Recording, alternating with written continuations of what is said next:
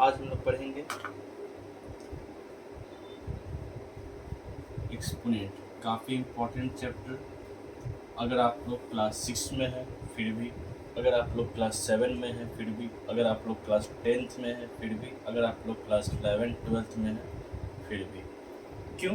क्योंकि बेसिकली क्या होता है ना कि एक्सपोनेंट हर क्लास में आता है, 6 7 8 में तो आता ही है। फिर जैसे आप 11th 12th में जाएंगे तो वहाँ पे फिजिक्स में भी आ जाएगा, केमिस्ट्री में भी आ जाएगा। इसलिए एक्सपोनेंट का बेसिक समझना बहुत, अगर आप मैथ्स लेके आगे पढ़ना चाहते हैं तो मैथ्स, या अगर आप बायो लेके पढ़िएगा तो भी नीट के प्रिपरेशन में आपको केमिस्ट्री पूछा ही जाएगा, मोल कॉन्सेप्ट पूछा ही जाएगा, तो वहाँ पे भी एक्सपोनेंट बहुत इम्पॉर्टेंट है।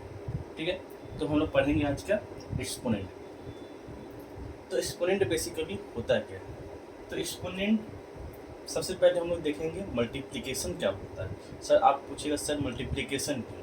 तो मल्टीप्लिकेशन से ही हम लोग एक्सपोनेंट की तरफ चलेंगे। तो मल्टीप्लिकेशन क्या होता है आप लोगों को पता होगा, अगर आप लोग स्टैंडर्ड 6 और 7 या 5th भी अच्छे से पढ़े होंगे तो पता होगा मल्टीप्लिकेशन क्या होता है हमारा। Repetitive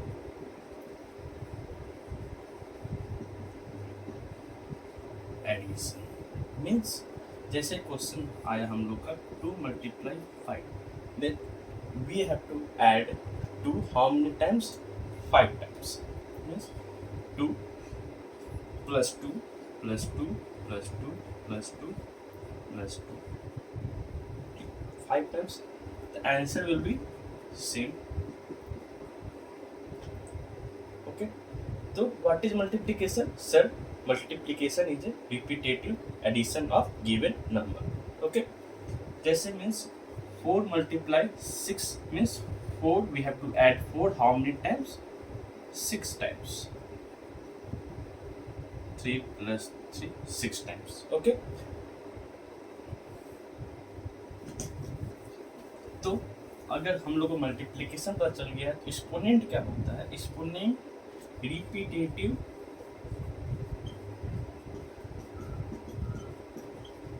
multiplication of given.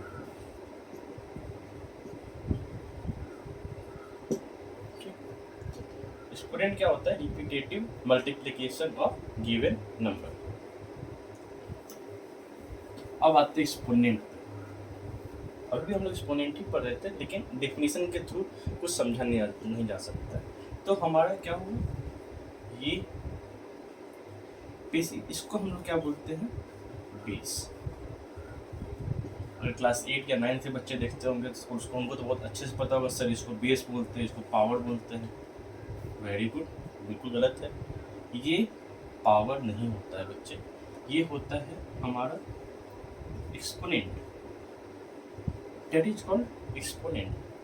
काफ़ी क्लास 8 9 जब भी हम किसी को भी पढ़ा है, बच्चे क्या बोलते हैं इसको? पावर, जो कि बिल्कुल गलत है। ये पावर नहीं होता, ये होता है एक्सपोनेंट। और ये जो होता है, this expression is called, this expression is called power. ठीक है, अगर आप इसको एक्सपोनेंट पावर बोल दीजिएगा तो फिर एक्सपोनेंट हुआ क्या? तो इसको हम लोग बोलते हैं 2 × 4, और इस एक्सप्रेशन को बोलते हैं हम लोग पावर। और एक्सप्रेशन को पढ़ते कैसे हैं?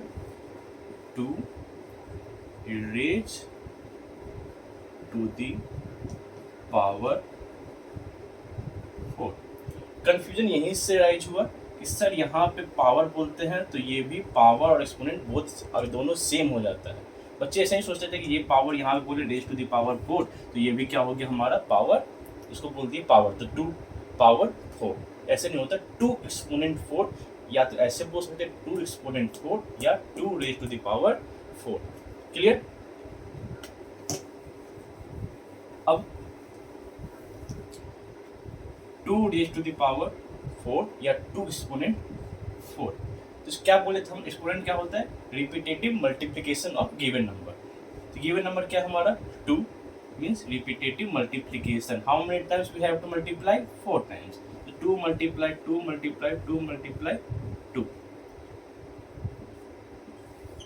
Okay, we have to write 10 exponent 3 means how many times we have to multiply 3, sorry 10, so 10 3 times, so 10 multiply 10 multiply 10, we have to multiply 10 how many times, 3 times. Clear? अब exponent के कुछ laws होते हैं, laws of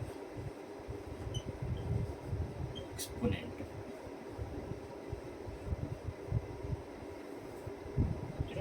तो हम लोग आज सिर्फ लॉज देखेंगे, उस पर क्वेश्चन वो लॉज आया कैसे वो सारा हम करेंगे। आज हम बस लॉज देखेंगे। पहला लॉ क्या होता है, base a exponent m multiply base a exponent M. अब ये क्या है, बेस सेम है, ऑपरेशन कौन सा लग रहा है, मल्टीप्लिकेशन, तो ये हो जाएगा power a raise to the power m plus N.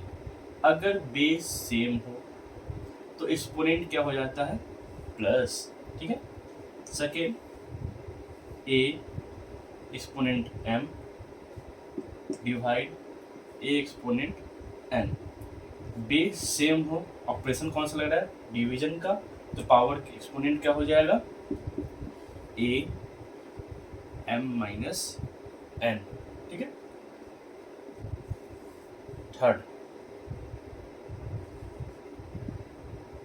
M N, ये क्या हो जाएगा, ये आपस में क्या होगा, multiplication, A M N.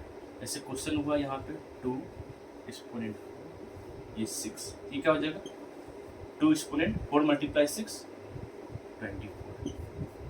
Clear?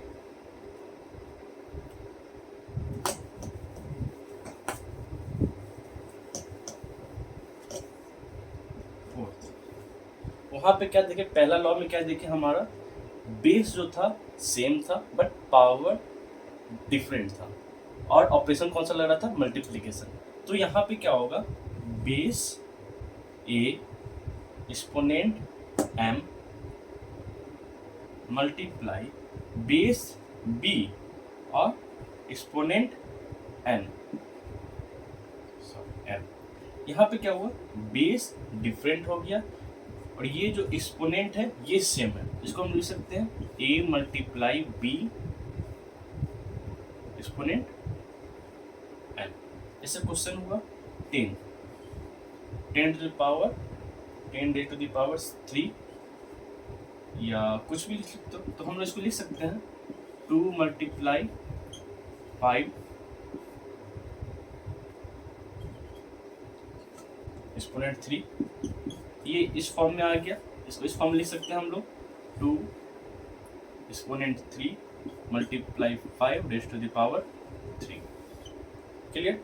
ये जो हम लोग अभी किए, इसको हम लोग तोड़े, फैक्टर किए इसका, ये बहुत ज़्यादा इम्पोर्टेंट है। आप लोग को सिंपल जब क्वेश्चन आगे हम लोग करवाएंगे तो आगे क्वेश्चन आएगा सिंप्लीफाई करने के लिए, तो वहाँ पे हम लोग को बेस सेम करना होगा। तो बेस सेम जो भी बड़ा नंबर होगा उसका फैक्टर करेंगे, फैक्टर करके ही हम उसको सॉल्व कर सकते हैं। तो ये जो लॉ है ये काफ़ी ज़्यादा इम्पॉर्टेंट है, सारा लॉ ही इम्पॉर्टेंट है, बट ये इसमें इसलिए बहुत ज़्यादा काम आता है, बच्चे इसमें बहुत ज़्यादा कन्फ्यूज होते हैं। ठीक,